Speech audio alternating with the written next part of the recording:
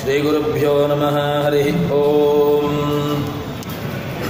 ಯೋಂತಃ ಪ್ರವಿಶ್ಯ ವಾಚಮಿಮಾಂ ಪ್ರಸಪ್ತಾಂ ಸಂಜೀವಯತ್ಯಖಿಲಶಕ್ತಿಧರಸ್ವಧಾಮ್ನಾ ಅನ್ಯಾಂಶ್ಚ ಹಸ್ತಚಲನಶ್ರವಣತ್ವಗಾದೀನ್ ಪ್ರಾಣಾನ್ ನಮೋ ಭಗವತೆ ಪುರುಷಾಯ ತುಭ್ಯಂ. ಆಪದಾಮಪಹರ್ತಾರಂ ದಾತಾರಂ ಸರ್ವಸಂಪದಾಂ ಲೋಕಾಭಿರಾಮಂ ಶ್ರೀರಾಮಂ ಭೂಯೋ ಭೂಯೋ ನಮಾಮ್ಯಹಂ. ನಮಸ್ತೆ ಪ್ರಾಣೇಶ ಪ್ರಣತೆ ಭವಾಯ ವನಮಘಾಃ. ನಮಸ್ವಾಮಿನ್ ರಾಮಪ್ರಿಯತಮಾನೋಮನ್ ಗುರುಗುಣ. ನಮಸ್ತುಭ್ಯಂ ಭೀಮ ಪ್ರಬಲವೃಷ್ಣೇಷ್ಟ ಭಗವನ್. ನಮಃ ಶ್ರೀಮನ್ಮಧ್ವಪ್ರತಿಶುದೃಶನ್ನೋ ಜಯ ಜಯ. ತಪೋ ವಿದ್ಯಾ ವಿರಕ್ತ್ಯಾದಿ ಸದ್ಗುಣೋಘಾಕರಾಣಂ ವಾದಿರಾಜಗುರುನ್ ವಂದೇ ಹಯಗ್ರೀವ ಪದಾಶ್ರಯಾನ್. ಪೂಜ್ಯಾಯ ರಾಘವೇಂದ್ರಾಯ ಸತ್ಯಧರ್ಮಹೃತಾಯ ಚ ಭಜತಾಂ ಕಲ್ಪವೃಕ್ಷಾಯ ನಮತಾಂ ಕಾಮಧೇನವೇ. ಬ್ರಹ್ಮಚರ್ಯ ಹರಿಪ್ರೇತ ಸವಿದ್ಯಾವಾದಶಾಲಿನಃ ಇಷ್ಟದಾನ್ ಕಷ್ಟಹರ್ತೃನ್ನಃ ವಿದ್ಯಾಮಾನ್ಯಾನ್ ಮುನೀನ್ ನುಮಃ. ರಾಮನವಮಿಯ ಪರ್ವಕಾಲ. ರಾಮದೇವರ ಸ್ವಲ್ಪ ಗುಣಗಳನ್ನು ಅವಲೋಕನ ಮಾಡಿಕೊಂಡು ತನ್ಮೂಲಕವಾಗಿ ರಾಮನ ಅನುಗ್ರಹಕ್ಕೆ ಪಾತ್ರರಾಗುವಂತಹ ಒಂದು ಸಣ್ಣ ಪ್ರಯತ್ನವನ್ನು ಮಾಡೋಣ. ಆಚಾರ್ಯ ಮಧ್ವರು ತಾತ್ಪರ್ಯ ನಿರ್ಣಯದಲ್ಲಿಯೂ ಕೂಡ ಆ ರಾಮನಿಗೋಸ್ಕರ ರಾಮನ ಕಥೆಯನ್ನು ವರ್ಣನೆ ಮಾಡುವುದಕ್ಕೋಸ್ಕರವಾಗಿ ಅಲ್ಲಿ ಸುಮಾರೊಂದು 7-8 ಅಧ್ಯಾಯಗಳನ್ನು ಹೇಳ್ತಾರೆ. ಅದರಲ್ಲಿ ಸಣ್ಣ ಪ್ರಕಾರವಾಗಿ ನಾವು ನೋಡುವುದಂತಾದರೆ ರಾಯರು ರಾಮಚಾರಿತ್ರ್ಯ ಮಂಜರಿ ಅಂತ ಹೇಳಿಕೊಂಡು ರಾಮನ ಸಮಗ್ರ ರಾಮಾಯಣವನ್ನು ನಮಗೆ ಒಂದು ಚಿಕ್ಕದಾಗಿರತಕ್ಕಂಥ ಒಂದು ಸಣ್ಣ ಕೃತಿಯಲ್ಲಿ ನಾವು ನಿತ್ಯದಲ್ಲಿಯೂ ಕೂಡ ಅನುಸಂಧಾನ ಮಾಡಲಿಕ್ಕೆ ಅತೀ ಅವಶ್ಯಕವಾಗಿ ಬೇಕಾಗಿರತಕ್ಕಂತಹ ಒಂದು ಅಂಶವನ್ನು ನಮಗೆ ರಾಯರು ನೀಡಿದ್ದಾರೆ. ರಾಯರು ತುಂಬ ಕರುಣಾಶಾಲಿಗಳು. ಅವರು ಸಜ್ಜನ ವರ್ಗಕ್ಕೆ ಎಷ್ಟು ಉಪಕಾರವನ್ನು ಮಾಡಿದ್ದಾರೆ ಅಂತ ಹೇಳಿದರೆ, ಭಗವಂತನ ಸ್ಮರಣೆ, ಭಗವಂತನ ಚಿಂತನೆ ಸದಾ ಕಾಲದಲ್ಲೂ ಕೂಡ ಸಜ್ಜನರಿಗೆ ಇರಬೇಕು. ತನ್ಮೂಲಕವಾಗಿ ಭಗವಂತನನ್ನು ಪಡೆಯಬೇಕು ಎಂಬಂತಹ ಇಚ್ಛೆಯಿಂದಾಗಿ ಉಪನಿಷತ್ತುಗಳಿಗೂ ಕೂಡ ವ್ಯಾಖ್ಯಾನವನ್ನು ಮಾಡಿ, ಅದೇ ರೀತಿಯಾಗಿ ಸಮಗ್ರ ರಾಮಾಯಣವನ್ನು ಕೂಡ ಒಂದು ಸಣ್ಣ ಕೃತಿಯಲ್ಲಿ ಅದನ್ನು ಹೇಳ್ತಾರೆ. ಅದನ್ನು ಪೂರ್ತಿಯಾಗಿ ನಾವು ನೋಡುವಂತಹ ಪ್ರಯತ್ನ ಏನಿಲ್ಲ. ಆದರೂ ಕೂಡ ರಾಮನವಮಿ ಆದ ಕಾರಣ ಒಂದು ಕಿಂಚಿತ್ತು ರಾಮನ ಬಗ್ಗೆ ಸ್ಮರಣೆ ಮಾಡಿಕೊಂಡು ಆ ರಾಮನ ಗುಣಗಳನ್ನು ಕಿಂಚಿತ್ತು ನಮ್ಮಲ್ಲಿಯೂ ಕೂಡ, ಯಾಕೆಂದರೆ ಇರುವಂತಹದ್ದೇ ಹಾಗೆ. ಕೃಷ್ಣನ ನುಡಿ, ರಾಮನ ನಡೆ ಲೌಕಿಕವಾಗಿ ಅಂದರೆ ಯಾಕೆ ಅಂತ ಕೇಳಿದರೆ, ಕೃಷ್ಣನ ಮಾತುಗಳೇ ಅದು ತುಂಬ ಅದ್ಭುತವಾಗಿರ್ತಕ್ಕಂತಹದ್ದು. ಕೃಷ್ಣನ ನುಡಿಗಳು ಅಂತ ಹೇಳಿದರೆ ಈ ಭಗವದ್ಗೀತೆ ಇತ್ಯಾದಿಗಳೆಲ್ಲವೂ ಕೂಡ ಅವನ ಮಾತು. ಅವನು ಹೇಗಿರಬೇಕು ಅಂತ ಹೇಳಿಕೊಂಡು ಒಂದು ಮಾತಿನ ಮೂಲಕವಾಗಿ ಜಗತ್ತಿಗೆ ಶಿಕ್ಷಣೆಯನ್ನು ನೀಡಿದ್ದಾನೆ. ಇನ್ನು ರಾಮದೇವರು ತನ್ಮೂಲಕ ಶಿಕ್ಷಣ ಅಂತ ಹೇಳಿದರೆ ಹೇಳುವಿಕೆಯ ಮೂಲಕವಾಗಿಯೂ ಕೂಡ ಜಗತ್ತನ್ನು, ಸಜ್ಜನ ವರ್ಗವನ್ನು ಒಳ್ಳೆಯ ದಾರಿಯಲ್ಲಿ ಕರೆದುಕೊಂಡು ಹೋಗಿದ್ದಾರೆ.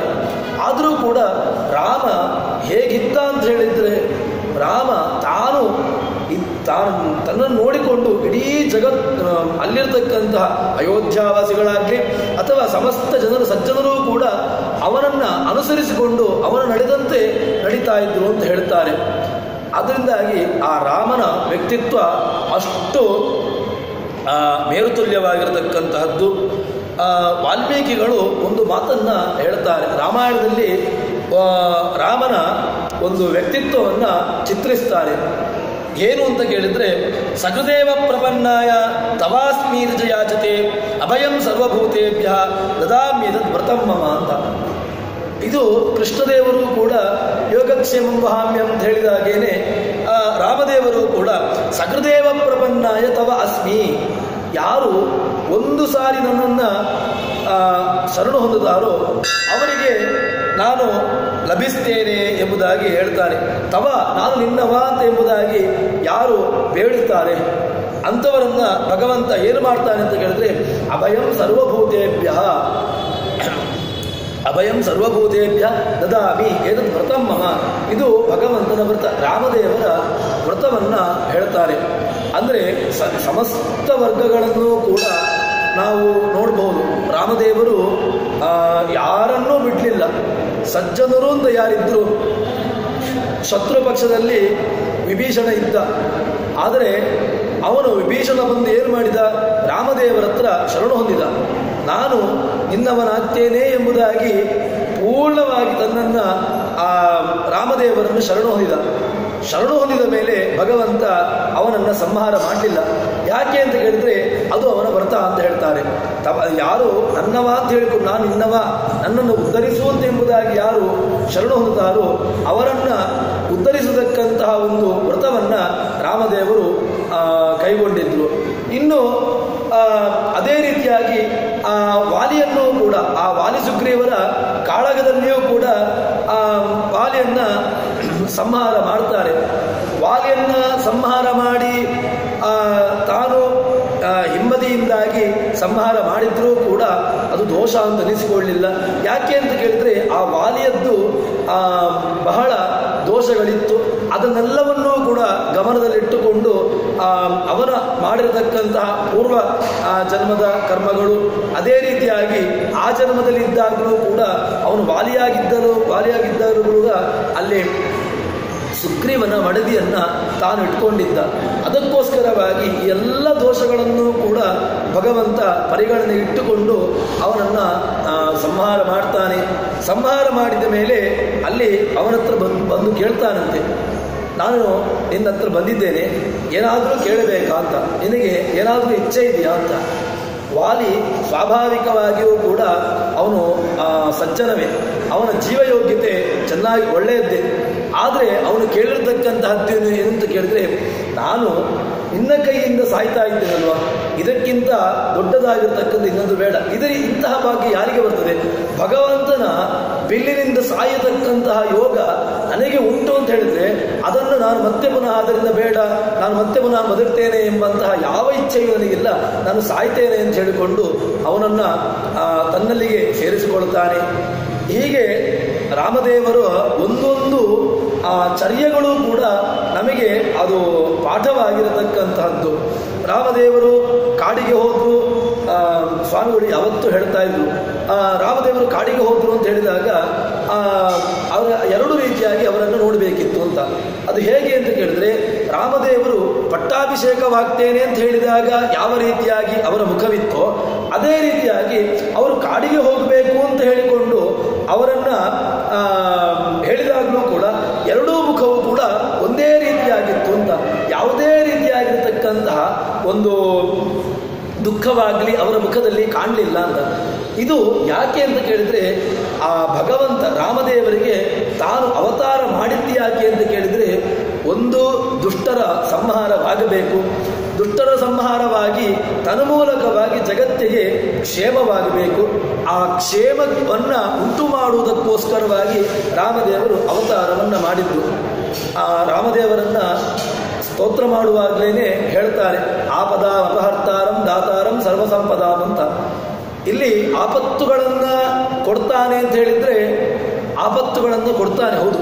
ಯಾರಿಗೆ ಆಪತ್ತುಗಳನ್ನು ಕೊಡ್ತಾನೆ ಅಂತ ಹೇಳಿದ್ರೆ, ಯಾರು ಭಗವಂತನನ್ನ ಮರೆತಿರ್ತಾರೋ, ಭಗವಂತನ ಸ್ಮರಣೆಯನ್ನು ಬಿಟ್ಟು ಕೇವಲ ಆ ಲೌಕಿಕವಾಗಿರತಕ್ಕಂತಹ ಭೋಗವನ್ನು ಅದರಲ್ಲೇ ಅನುಭವಿಸಿಕೊಂಡು ತನ್ಮೂಲಕವಾಗಿ ಅದರಲ್ಲೇ ಯಾರು ಆಸಕ್ತರಾಗಿರ್ತಾರೋ ಅವರಿಗೆ ಭಗವಂತ ಆಪತ್ತುಗಳನ್ನು ಕೊಡ್ತಾನಂತೆ.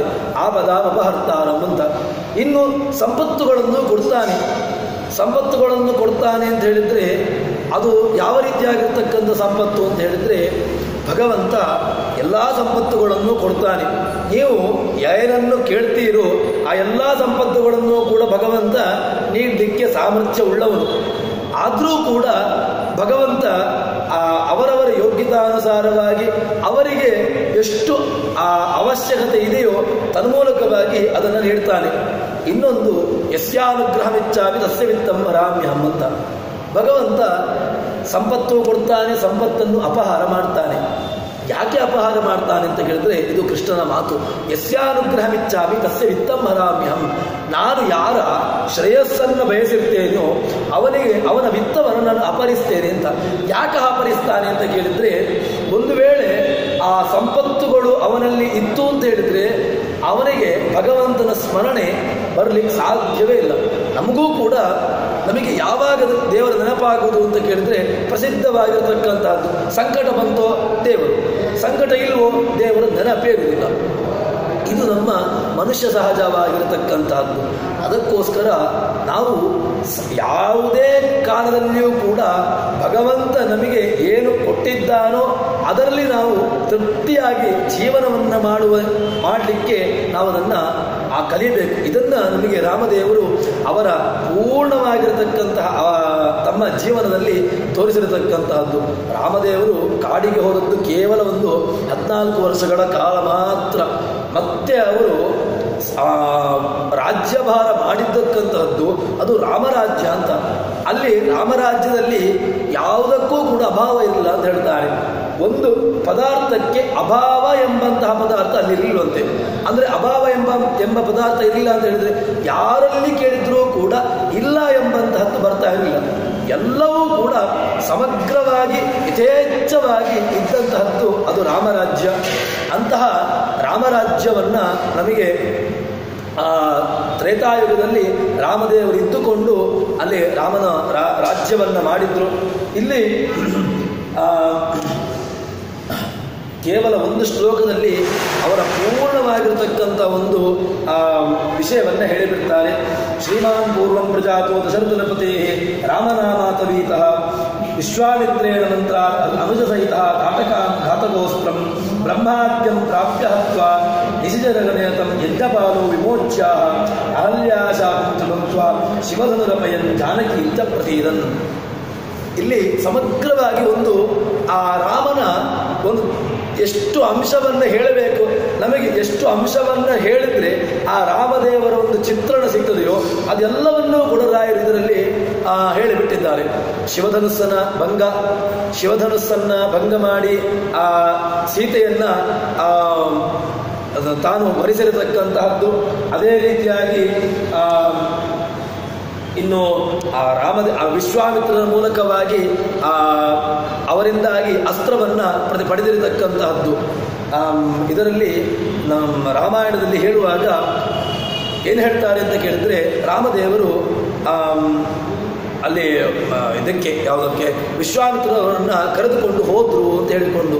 ಯಾಕೆ ಅಂತ ಕೇಳಿದ್ರೆ ಬರ್ತಾರೆ, ತಾನು ಇಡೀ ಲೋಕದಲ್ಲಿರತಕ್ಕಂತಹ ಕ್ಷೇಮಕ್ಕೋಸ್ಕರವಾಗಿ ಬಯಸಿಕೊಂಡು ದಶರಥನ ಹತ್ರ ಬರ್ತಾರೆ ವಿಶ್ವಾಮಿತ್ರರನ್ನ ಬಂದು ಅಲ್ಲಿ ತನ್ನ ಮಕ್ಕಳನ್ನು ಕೇಳ್ತಾರಂತೆ. ವಿಶ್ವಾಮಿತ್ರ ಹೇಳ್ತಾನಂತೆ, ನಾನು ಬೇಕಾದರೆ ಬರ್ತೇನೆ, ನನ್ನ ಮಕ್ಕಳನ್ನು ಕಳಿಸೋದಿಲ್ಲ ಅಂತ. ಅದಕ್ಕೆ ವಿಶ್ವಾಮಿತ್ರರು ಹೇಳ್ತಾರೆ, ನೀನು ಬಂದರೆ ಪ್ರಯೋಜನ ಇಲ್ಲ, ನನಗೆ ನಿನ್ನ ಮಕ್ಕಳೇ ಬೇಕು ಅಂತ. ಅಂದರೆ ರಾಮದೇವರು ತಾನು ವಿಶ್ವಾಮಿತ್ರರಿಗೆ ಪೂರ್ಣವಾಗಿ ಆ ಜ್ಞಾನ ಇತ್ತು. ಅಂದರೆ ಭಗವಂತನೇ ರಾಮದೇವರಾಗಿ ಅವತಾರ ಮಾಡಿದ್ದಾರೆ. ತನ್ಮೂಲಕವಾಗಿ ಜಗತ್ತಿಗೆ ಏನೆಲ್ಲ ಕ್ಷೇಮಗಳಾಗಬೇಕು ಅದೆಲ್ಲವನ್ನೂ ಕೂಡ ಆ ಕ್ಷೇಮವನ್ನು ನೀಡುವುದಕ್ಕೋಸ್ಕರವಾಗಿ ಬಂದಿರತಕ್ಕಂತಹ ರೂಪ ಅಂತ ಹೇಳಿದ್ರೆ ಅದು ರಾಮರೂಪ. ಅದಕ್ಕೋಸ್ಕರವಾಗಿ ಆ ದಶರಥನ ಹತ್ರ ಬಂದು ವಿಶ್ವಾಮಿತ್ರರು ಆ ಮಕ್ಕಳನ್ನು ಕರೆದುಕೊಂಡು ಹೋಗ್ತಾರೆ. ಆ ಹೋಗುವಂತಹ ಸಂದರ್ಭದಲ್ಲಿ ಅಲ್ಲಿ ತಾಟಕೆ ಎದುರಾಗ್ತಾಳೆ. ತಾಟಕೆ ಎದುರಾದಾಗ ತಾಟಕೆಯನ್ನ ಅಲ್ಲಿ ಒಂದು ಸಂಶಯವನ್ನ ರಾಮದೇವರು ಮಾಡ್ತಾರಂತೆ. ಸ್ತ್ರೀವಧೆ ಎಂಬುದು ಅರ್ಹವೋ ಅಥವಾ ಅನರ್ಹವೋ ಅಂತ. ಸ್ತ್ರೀವಧೆಯನ್ನು ಮಾಡಬಾರದು ಅಂತ ಶಾಸ್ತ್ರಗಳೆಲ್ಲ ಹೇಳ್ತಾ ಉಂಟು. ಅದರಿಂದಾಗಿ ಸ್ತ್ರೀವಧೆ ಎಂಬಂಥದ್ದು ಅರ್ಹ ಅಲ್ಲವಲ್ವಾ, ಅದಕ್ಕೋಸ್ಕರ ಸ್ತ್ರೀವಧೆಯನ್ನು ಮಾಡೋದಿಲ್ಲ ಅಂತ ಹೇಳಿದರೆ ಅಲ್ಲಿ ಆ ವಿಶ್ವಾಮಿತ್ರರು ಹೇಳ್ತಾರೆ, ದುಷ್ಟರು ಅಂತ ಆದರೆ ಅಂತಹವರನ್ನು ವಧೆ ಮಾಡುವಂತಹದ್ದು ಅದು ಕ್ಷೇಮ. ಯಾಕೆ ಅಂತ ಕೇಳಿದ್ರೆ ತಾಟಕಿಯಿಂದಾಗಿ ಯಾವುದೇ ರೀತಿಯಾಗಿರ್ತಕ್ಕಂತಹ ಲೋಕಕ್ಕೆ ಕಲ್ಯಾಣವಂತೂ ಸಾಧ್ಯವೇ ಇಲ್ಲ. ಅವಳಿಂದ ಏನಾಗ್ತಾ ಇತ್ತು ಅಂತ ಕೇಳಿದ್ರೆ ಲೋಕಕ್ಕೆ ಆಗತಕ್ಕಂತಹದ್ದು ಎಲ್ಲವೂ ಅನಿಷ್ಟವೇ. ಯಾಗವನ್ನು ಮಾಡತಕ್ಕಂಥ ಸಂದರ್ಭದಲ್ಲಿ ಆ ಖರದೂಷಣರು ಅವರೂ ಕೂಡ ಏನು ಮಾಡ್ತಾ ಇದ್ರು ಅದೇ ರೀತಿಯಾಗಿ ಇವಳು ಕೂಡ ಅದನ್ನೇ ಮಾಡ್ತಾ ಇದ್ರು. ಮಾರೀಚ ಸುಬಾಹುಗಳು ಯಾವ ರೀತಿಯಾಗಿ ಒಂದು ಯಾಗಕ್ಕೆ ಉಪದ್ರವವನ್ನು ತೊಂದರೆಯನ್ನು ನೀಡ್ತಾ ಇದ್ರು ಅದೇ ರೀತಿಯಾಗಿ ಇವಳು ಕೂಡ ಉಪದ್ರವನ್ನೇ ನೀಡ್ತಾ ಇದ್ದದ್ದು. ಅದರಿಂದಾಗಿ ಏನು ಮಾಡ್ತಾರೆ ಅಂತ ಕೇಳಿದ್ರೆ ಆ ಸ್ತ್ರೀಯನ್ನ ಅವಳು ತಾಟಕೆಯಾದರೂ ಕೂಡ ಸ್ತ್ರೀಯಾದರೂ ಕೂಡ ಅವಳನ್ನು ಸಂಹಾರ ಮಾಡಿ ಜಗತ್ತಿಗೆ ಮಂಗಳವನ್ನು ಉಂಟು ಮಾಡ್ತಾರೆ. ಹೀಗೆ ಪೂರ್ಣವಾಗಿ ನಮಗೆ ಆ ರಾಮನ ಚಿತ್ರಣವನ್ನು ನಮಗೆ ಹೇಳ್ತಾ ಬರ್ತಾರೆ. ಅದರಲ್ಲಿ ಇನ್ನು ಮುಂದೆ ಆಗುವಾಗ ಆಯನ್ ರಾಮಸ್ಯ ಭಾರ್ಯ ಅಗ್ನಿಜ ಸಹಿ ಭಾರ್ಗವ ಆವೇಶ್ವರೋಪಾತ್ ತದ್ಗಂ ಹತ್ವಾ ಸುರಾರಿಂ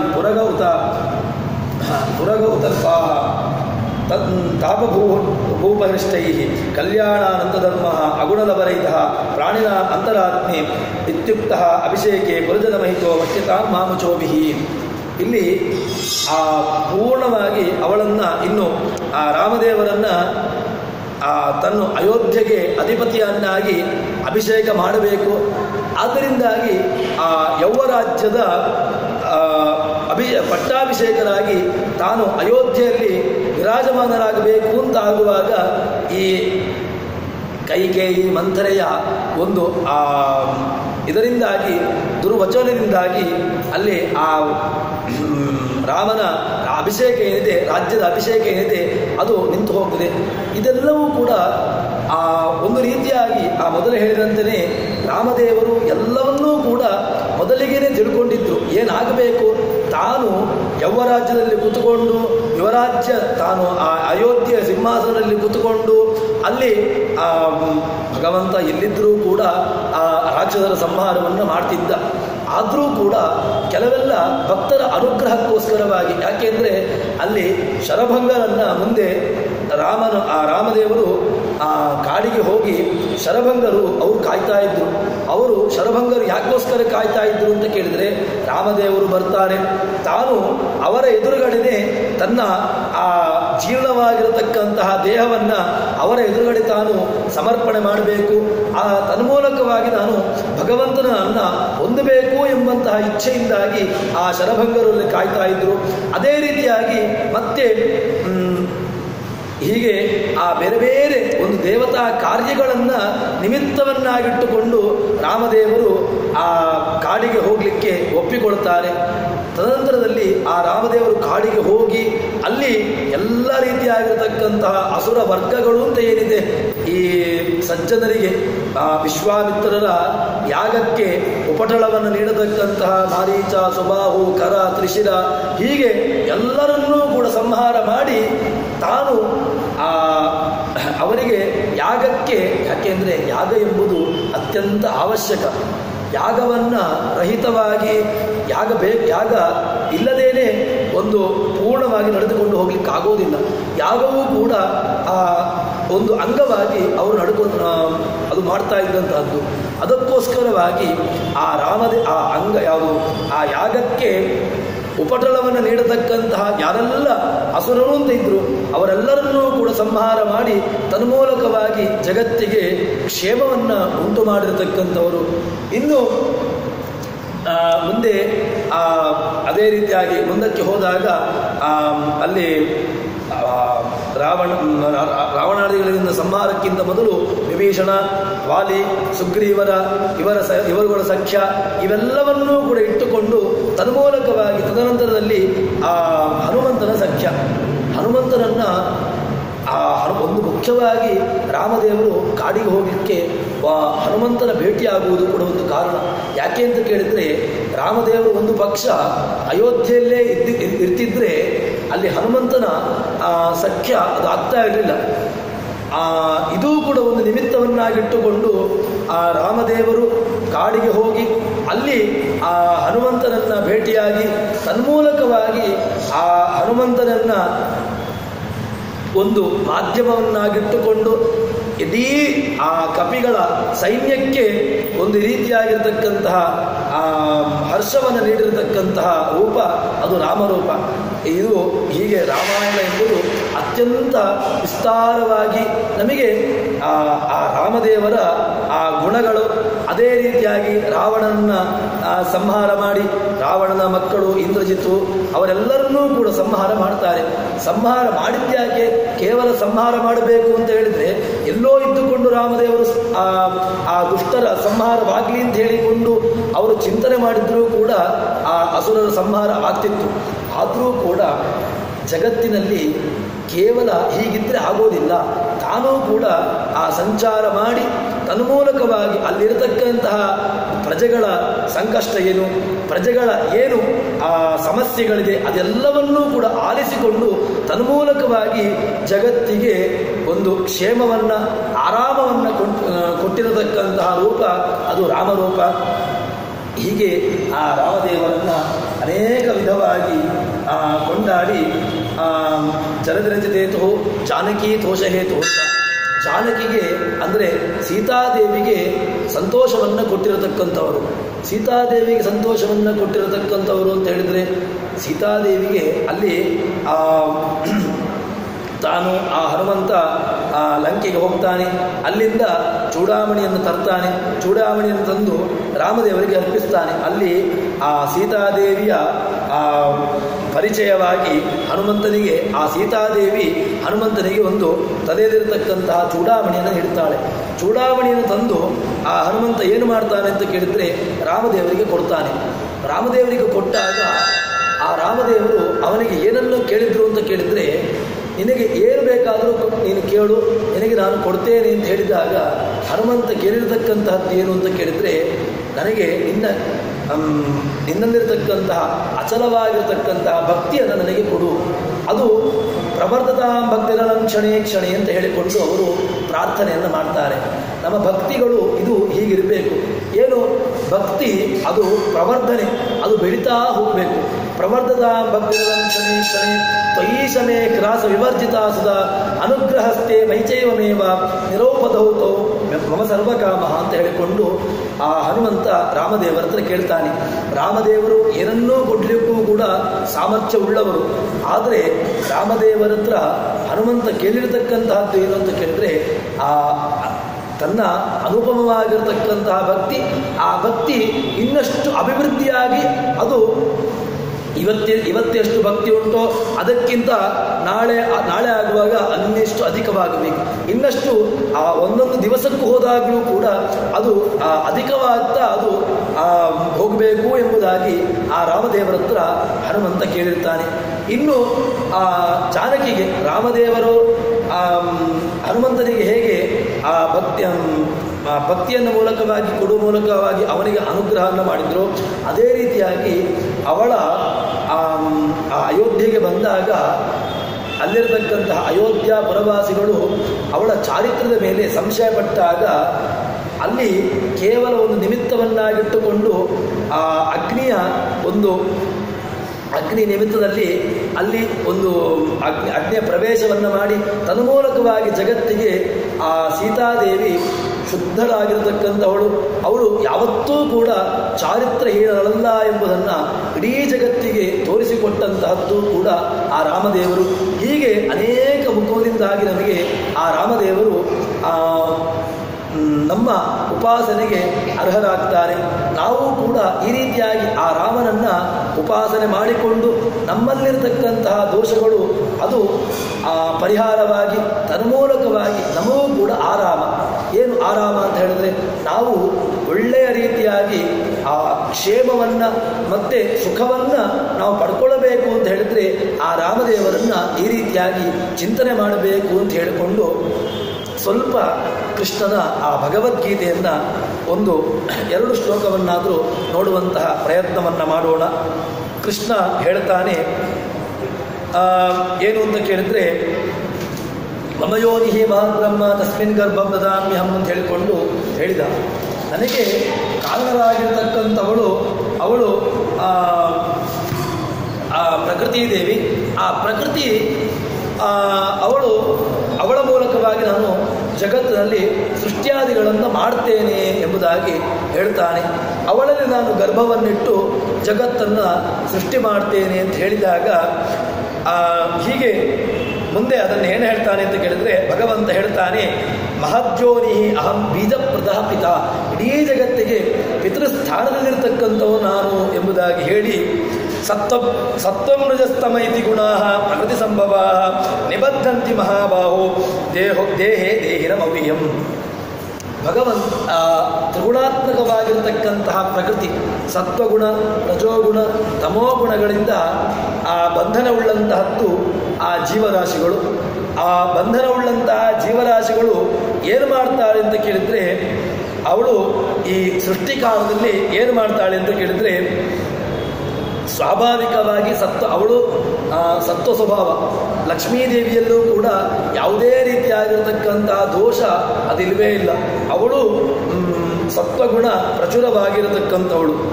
ಆ ಸತ್ವ ಎಂಬಂತಹ ಗುಣವುಳ್ಳಂತಹ ಅವಳು ಏನು ಮಾಡ್ತಾಳೆ ಅಂತ ಕೇಳಿದರೆ, ಅವಳು ಆ ಮೂರು ರೂಪಳಾಗಿ ಅವಳಿರ್ತಾಳೆ. ಸತ್ವಗುಣ ರಜೋಗುಣ ತಮೋಗುಣ ಶ್ರೀ ಭೂ ದುರ್ಗಾತ್ಮಕವಾಗಿ ಅವಳು ಸತ್ವಗುಣ ರಜೋಗುಣ ತಮೋಗುಣಗಳಲ್ಲಿ ಅವಳು ವ್ಯಾಪಿಸಿಕೊಂಡು ಆಯಾಯ ಗುಣಗಳಿಗೆ ಅಭಿಮಾನಿಯಾಗಿದ್ದುಕೊಂಡು ಅದನ್ನು ಜೀವರಾಶಿಗಳಿಗೆ ಅದನ್ನು ನೀಡ್ತಾಳೆ ಅಂತ ಹೇಳ್ತಾಳೆ. ಇನ್ನು ಈ ಸ್ವಾಭಾವಿಕವಾಗಿ ಏನಾಗ್ತದೆ ಅಂತ ಕೇಳಿದರೆ, ನಮಗೆ ಬಂಧನಕ್ಕೆ ಕಾರಣವಾಗಿರ್ತಕ್ಕಂಥವಳು ಇದೆ. ಈ ಮೂರು ಗುಣಗಳ ಆ ಬಂಧನದಿಂದಾಗಿ ಆ ಜೀವರಾಶಿಗಳು ಈ ಸಂಸಾರ ಎಂಬಂತಹ ಕೂಪದಲ್ಲಿ ಮೃತ್ಯು ಕೂಪದಲ್ಲಿ ಅವುಗಳು ಇರುವಂತಹ ಬಂಧನಕ್ಕೆ ಒಳಗಾಗುವಂತಹದ್ದು. ಅಂತಹ ಇವಳು ಎಲ್ಲಿ ತನಕ ಅಂತ ಕೇಳಿದರೆ, ಈ ತಮೋಭಿಮಾನಿಯಾಗಿರ್ತಕ್ಕಂತಹ ದುರ್ಗಾದೇವಿ ದೈತ್ಯರನ್ನೂ ಕೂಡ ಅವಳು ಬಂಧಿಸ್ತಾಳೆ ಅಂತ ಹೇಳ್ತಾಳೆ. ಯಾಕೆ ಅಂತ ಕೇಳಿದರೆ, ಆ ತಮೋ ಎಂಬಂತಹ ಗುಣ ಅದು ದೈತ್ಯರಿಗೂ ಕೂಡ ಇರುವಂತಹದ್ದು. ಆ ತಮೋಗುಣಕ್ಕೆ ಒಳಗಾಗಿ ಅವರಲ್ಲಿ ಅಧಿಕವಾಗಿರ್ತದೆ. ಅಂದರೆ ತಮೋಗುಣ ಪ್ರಚುರವಾಗಿರತಕ್ಕಂಥವರು ಯಾರು ಅಂತ ಕೇಳಿದರೆ ಅವರು ದೈತ್ಯರು. ಆ ತಮೋಗುಣ ಪ್ರಚುರವಾಗಿರತಕ್ಕಂತಹ ದೈತ್ಯರುಗಳು ಅವಳು ಈ ದುರ್ಗಾದೇವಿಯ ಆ ಮೋಹಕ್ಕೆ ಒಳಗಾಗಿ ಅವಳು ಮತ್ತೆ ಪುನಃ ಅವರುಗಳು ಕೂಡ ಆ ಕೆಟ್ಟವಾಗಿರತಕ್ಕಂತಹ ಕೆಲಸದಲ್ಲಿ ಅದರಲ್ಲಿ ತಮ್ಮ ಪ್ರವೃತ್ತಿಯನ್ನು ಮಾಡ್ತಾ ಇರ್ತಾರೆ. ಇನ್ನು ತತ್ರ ಸತ್ವಂ ನಿರ್ಮಲತ್ವಾತ್ ಪ್ರಕಾಶಕಂ ಅನಾಮಯಂ ಸುಖಸಂಗೇನ ಬದ್ಧಾತಿ ಚಾನಸಂಗೇನ ಚಾನಘ. ಕೃಷ್ಣ ಹೇಳ್ತಾನೆ, ಈ ಮೂರು ಗುಣಗಳಲ್ಲಿ ಅರ್ಜುನನಿಗೆ ಹೇಳ್ತಾ ಇದ್ದಾನೆ. ಏನು ಅಂತಂದರೆ, ಈ ಮೂರು ಗುಣಗಳಲ್ಲಿ ಸತ್ವಗುಣ ಏನಾಗಿದೆ ಅಂತ ಕೇಳಿದ್ರೆ, ಅವಳು ಮೂರು ರೂಪದಲ್ಲಿ ಉಂಟು ಅಂತ ಹೇಳಿದೆ. ಆ ಲಕ್ಷ್ಮೀದೇವಿಯ ರೂಪ ಮೂರು ರೂಪದಲ್ಲಿ ಉಂಟು ಅಂತ. ಅದರಲ್ಲಿ ಏನಾಗಿರ್ತದೆ ಅಂತ ಹೇಳಿದ್ರೆ, ಆ ಶ್ರೀರೂಪ ಅದು ಸತ್ವಗುಣ, ತಾತ್ವಿಕವಾಗಿರ್ತಕ್ಕಂತಹ ಶುದ್ಧವಾಗಿರ್ತಕ್ಕಂತಹ ಜ್ಞಾನಕ್ಕೆ ಅಭಿಮಾನಿ ಯಾರು ಅಂತ ಕೇಳಿದ್ರೆ ಅದು ಲಕ್ಷ್ಮೀದೇವಿ. ಇನ್ನು ಅದರಿಂದ ಏನಾಗ್ತದೆ, ನಮಗೆ ಆ ಜ್ಞಾನದಲ್ಲಿ ಆಸಕ್ತಿ ಬರ್ತದೆ. ನಾವು ಏನನ್ನಾದರೂ ಕೂಡ ಕೇಳಬೇಕು, ತನ್ಮೂಲಕವಾಗಿ ಜ್ಞಾನವನ್ನು ಪಡೆಯಬೇಕು, ಜ್ಞಾನದ ಮಾರ್ಗದಲ್ಲಿ ನಮ್ಮ ಪ್ರವೃತ್ತಿಯನ್ನು ಮಾಡಬೇಕು ಎಂಬಂತಹ ಇಚ್ಛೆ ಅದು ಯಾವಾಗ ಬರುವಂತಹದ್ದು ಅಂತ ಕೇಳಿದ್ರೆ, ಯಾವಾಗ ಸತ್ವಗುಣ ಪ್ರಚುರವಾಗಿ ಲಕ್ಷ್ಮೀದೇವಿಯ ಅನುಗ್ರಹವಾಗುತ್ತದೋ ಆವಾಗ ಆ ಜೀವರಾಶಿ ಅವನು ಸತ್ವಗುಣವನ್ನು ಮಾಡಿಕೊಂಡು ಜ್ಞಾನದ ಮಾರ್ಗದಲ್ಲಿ ತನ್ನ ಪ್ರವೃತ್ತಿಯನ್ನು ಮಾಡ್ತಾನೆ ಅಂತ ಹೇಳ್ತಾನೆ. ಇನ್ನು ರಜೋ ರಾಗಾತ್ಮಕಂ ವಿದ್ಧಿ ತೃಷ್ಣಾಸಂಗ ಸಮುದ್ಭವಂ ತನ್ನಿಬದ್ಧಾತಿ ಕೌಂತೇಯ ಕರ್ಮಸಂಗೇನ ದೇಹಿನಂ. ಕೃಷ್ಣ ಹೇಳ್ತಾನೆ, ಏನು ರಜೋಗುಣ ಇದೆ, ರಜೋಗುಣ ಏನು ಮಾಡ್ತದೆ ಅಂತ ಕೇಳಿದರೆ, ರಜೋ ರಾಗಾತ್ಮಕಂ ವಿದ್ಧಿ. ಈ ರಜೋಗುಣ ಅದು ರಾಗವನ್ನು ಉಂಟು ಮಾಡುವಂತಹದ್ದು. ನಮಗೆ ರಾಗ ಅಂತ ಹೇಳಿದರೆ ಆಸಕ್ತಿ, ಯಾವುದಾದ್ರೂ ಒಂದು ವಿಷಯದಲ್ಲಿ ತಾನು ಅದರಲ್ಲಿ ಹೋಗಬೇಕು, ತನ್ನ ಪ್ರವೃತ್ತಿಯನ್ನು ಅಲ್ಲಿ ಮಾಡಬೇಕು, ಅಲ್ಲಿಯೇ ತಾನು ಇರಬೇಕು ಎಂಬುದಾಗಿ ಈ ಪ್ರವೃತ್ತಿ ಯಾವಾಗ ಬರುವುದು ಅಂತ ಕೇಳಿದ್ರೆ, ನಮ್ಮ ರಜೋಗುಣ ಯಾವಾಗ ಅಭಿವ್ಯಕ್ತವಾಗ್ತದೆ, ರಜೋಗುಣದ ಅಭಿವ್ಯಕ್ತ ಆಗುವಾಗ ತಾನು ಸೃಷ್ಟ್ಯಾದಿಗಳಲ್ಲಿ ಅಥವಾ ಆ ರೀತಿಯಾಗಿ ತಾನು ಇರ್ತಾಳೆ ಎಂಬುದಾಗಿ ಹೇಳ್ತಾನೆ. ಇನ್ನು ಮನುಷ್ಯರಲ್ಲಿ ಏನಾಗಿದೆ ಅಂತ ಕೇಳಿದರೆ, ರಾಗದಿಂದಾಗಿ ಸಹಜವಾಗಿ ಆಗುವಂತಹದ್ದು ಬಂಧನ. ಒಂದೊಂದಕ್ಕೆ ತಾನು ಕಟ್ಟು ಬಿದ್ದು ತನ್ಮೂಲಕವಾಗಿ ಆ ಕರ್ಮದ ಕಡೆಗೆ ತಾನು ಹೋಗಿಬಿಡ್ತಾನೆ. ಅಲ್ಲಿ ತಾನು ಎಡವಿ ಬಿದ್ದು ಮತ್ತೆ ಪುನಃ ಈ ಜೀವನ ಜಗತ್ತಿಗೆ ಬರುವಲ್ಲಿ ತನ್ನ ಪ್ರಯತ್ನವನ್ನು ಮಾಡ್ತಾನೆ ಅಂತ ಹೇಳ್ತಾನೆ. ಇನ್ನು ತಮಸ್ಸೇನಾಗ್ತದೆ ಅಂತ ಕೇಳಿದ್ರೆ, ತಮಸ್ತು ಅಜ್ಞಾನಜಂ ವಿದ್ಧಿ ಮೋಹನಂ ಸರ್ವದೇಹಿನಾಂ ಪ್ರಮಾದ ಆಲಸ್ಯ ನಿದ್ರಾಭಿ ತನ್ನಿಬಂಧಾತಿ ಭಾರತ. ಅರ್ಜುನನಿಗೆ ಹೇಳ್ತಾ ಇದ್ದಾನೆ, ತಮೋಗುಣದ ಅಭಿವ್ಯಕ್ತವಾದಾಗ, ತಮೋಗುಣ ಪ್ರಚುರವಾದಾಗ ಏನು ಮಾಡ್ತಾನೆ ಅಂತ ಕೇಳಿದರೆ ಅವನು ಆ ತಮೋಗುಣಕ್ಕೆ ಅಭಿಮಾನಿಯಾಗಿರ್ತಕ್ಕಂತಹ ಆ ದುರ್ಗಾ ತತ್ವ ಅವಳು ಎಲ್ಲ ಜೀವರಾಶಿಗಳಿಗೂ ಕೂಡ ಮಿಥ್ಯಾಭೂತವಾಗಿರ್ತಕ್ಕಂತಹ ಜ್ಞಾನ ಅಂತ ಹೇಳಿದರೆ ಯಾವುದು ಯಥಾರ್ಥವಲ್ಲವೋ ಅಂತಹ ಜ್ಞಾನವನ್ನು ಅವಳು ಕೊಡ್ತಾಳೆ. ದೈತ್ಯರಿಗೆ, ಅಸುರರಿಗೆ, ಎಲ್ಲರಿಗೂ ಕೂಡ ಆ ವಿಪರೀತವಾಗಿರ್ತಕ್ಕಂತಹ ಜ್ಞಾನವನ್ನು ಕೊಟ್ಟು ಅದರಿಂದ ಏನಾಗ್ತದೆ ಅಂತ ಕೇಳಿದರೆ ಅಧರ್ಮದಲ್ಲಿ ಪ್ರವೃತ್ತಿ, ಆಲಸ್ಯ, ನಿದ್ರೆ, ಇನ್ನು ಈ ಎಲ್ಲವನ್ನು ಕೂಡ ನಮಗೆ ಬರುವಂತಹದ್ದು. ಈ ಆಲಸ್ಯ, ನಿದ್ರೆ ಮತ್ತು ಇದೆಲ್ಲವೂ ಕೂಡ ಅಧರ್ಮದ ಕಡೆ ಪ್ರವೃತ್ತಿ.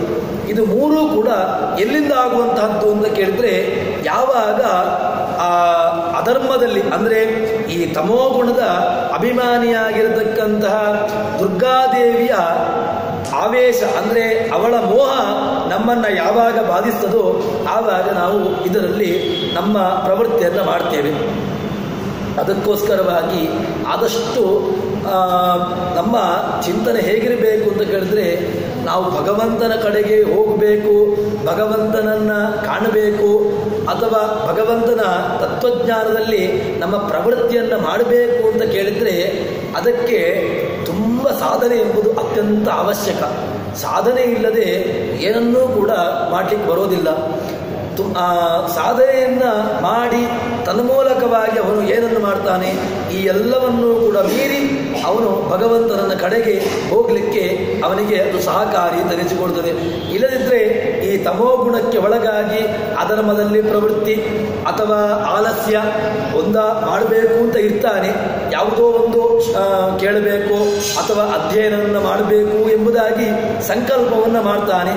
ಸಂಕಲ್ಪ ಮಾಡಿ ಅದರಲ್ಲಿ ಪ್ರವೃತ್ತಿಯನ್ನು ಮಾಡಲಿಕ್ಕೆ ಹೋಗೋದಿಲ್ಲ. ಅದೇನಾಗ್ತದೆ ಅಂತ ಕೇಳಿದ್ರೆ, ಈ ಆಲಸ್ಯ, ನಿದ್ರೆ ಇವುಗಳಿಂದಾಗಿ ಅವನದನ್ನು ಅದರಲ್ಲಿ ಪ್ರವೃತ್ತಿಯನ್ನು ಮಾಡಲಿಕ್ಕೆ ಹೋಗೋದಿಲ್ಲ. ಇಲ್ಲಿ ಮಾಡಬಾರ್ದು ಅಂತಲ್ಲ, ಅದನ್ನು ಮೀರಿ ತಾನು ಭಗವಂತನ ಕಡೆಗೆ ಹೋಗಬೇಕು ಅಂತ ಕೇಳಿದರೆ ಅದಕ್ಕೆ ಬೇಕಾಗಿರತಕ್ಕಂತಹ ತುಂಬ ಸಾಧನೆ ಎಂಬುದು ಅವಶ್ಯಕ. ಕೇವಲ ಒಂದು ದಿವಸದ ಸಾಧನೆಯಿಂದಾಗಿ ಅದು ಲಭಿಸುವಂತಹದ್ದಲ್ಲ. ತುಂಬ ಉತ್ಕೃಷ್ಟತಮವಾಗಿರತಕ್ಕಂತಹ ಸಾಧನೆಯನ್ನು ಮಾಡಿ ಅವನು ಭಗವಂತನ ಕಡೆಗೆ ಹೋಗಲಿಕ್ಕೆ ಆಗದೆ ಎಂಬುದಾಗಿ ಹೇಳ್ತಾನೆ. ಇನ್ನು ಸತ್ವಂ ಸುಖಿ ಸಂಜಯತಿ ರಜಃ ಕರ್ಮಾಣಿ ಭಾರತ ಜ್ಞಾನಮಾವೃತ್ಯ ತಮ ಪ್ರಮಾದೇ ಸಂಜಯತ್ಯುತ. ಈ ಸತ್ವಗುಣ, ರಜೋಗುಣ, ತಮೋಗುಣಗಳು ಏನು ಮಾಡ್ತದೆ ಅಂತ ಕೇಳಿದ್ರೆ ಅದನ್ನು ಹೇಳ್ತಾನೆ. ಸತ್ವಂ ಸುಖೇ, ಸತ್ವಗುಣ ಅದಕ್ಕೆ ಅಭಿಮಾನಿಯಾಗಿರ್ತಕ್ಕಂತಹ ಲಕ್ಷ್ಮೀದೇವಿ ಅವಳು ಯಾವುದು ಒಳ್ಳೆಯದ್ದಾಗಿರ್ತಕ್ಕಂಥದ್ದಿದೆ ಅದರಲ್ಲಿ ತಾನು ಪ್ರವೃತ್ತಿಯನ್ನು ಮಾಡ್ತಾಳೆ, ಅದರಲ್ಲಿ ಅವಳು ಪ್ರೇರೇಪಣೆಯನ್ನು ಮಾಡ್ತಾಳೆ. ಇನ್ನು ರಜೋಗುಣಕ್ಕೆ ಅಭಿಮಾನಿಯಾಗಿರ್ತಕ್ಕಂತಹ ಭೂಮಿ ತತ್ವ ಅವಳು ಈ ಕರ್ಮದ ವಿಷಯದಲ್ಲಿ ತಾನು ಪ್ರವೃತ್ತಿಯನ್ನು ಉಂಟಾಗುವಂತೆ ಮಾಡ್ತಾಳೆ. ತಮೋಗುಣಕ್ಕೆ ಅಭಿಮಾನಿಯಾಗಿರ್ತಕ್ಕಂತಹ ಆ ದುರ್ಗಾ ತತ್ವ ಏನು ಮಾಡ್ತಾಳೆ ಅಂತ ಕೇಳಿದ್ರೆ, ಆ ಜ್ಞಾನ ಶಕ್ತಿಯನ್ನು ಯಾವುದು ನಮಗೆ ಆ ಯಥಾರ್ಥವಾಗಿರತಕ್ಕಂತಹ ಜ್ಞಾನ ಬರಬೇಕು ಅಂತ ಇತ್ತು ಅದನ್ನು ತಡೆದು ತನ್ಮೂಲಕವಾಗಿ ಅವಳು ಇದರಲ್ಲಿ ಯಾವುದರಲ್ಲಿ ವಿಪರೀತವಾಗಿರ್ತಕ್ಕಂತಹ ಜ್ಞಾನದಲ್ಲಿ ತಾನು ಪ್ರವೃತ್ತಿಯನ್ನು ಮಾಡುವಂತೆ ಪ್ರೇರಣೆ ಮಾಡ್ತಾಳೆ. ಅದಕ್ಕೋಸ್ಕರವಾಗಿ ನಾವು ಆದಷ್ಟು ಸತ್ವಗುಣ, ರಜೋಗುಣಗಳನ್ನು ಬೆಳೆಸಿಕೊಂಡು ತನ್ಮೂಲಕವಾಗಿ ಭಗವಂತನ ಅನುಗ್ರಹಕ್ಕೆ ಪಾತ್ರರಾಗಬೇಕು ಅಂತ ಎಂಬಲ್ಲಿ ಹೇಳುವಲ್ಲಿ ಇವತ್ತಿನ ಪ್ರವಚನವನ್ನು ಶ್ರೀಕೃಷ್ಣಾರ್ಪಣಮಸ್ತು. ಸರ್ವಗುಣ ಸಂಪೂರ್ಣ ಸರ್ವದೋಷ ವಿವರ್ಜಿತ ಪ್ರಿಯತಾಂ ಪ್ರಿಯದೇವಾಲಂ ವಿಷ್ಣುರ್ಮೇ ಪರಮಸ್ವರತ್. ಶ್ರೀಕೃಷ್ಣಾರ್ಪಣಮಸ್ತು.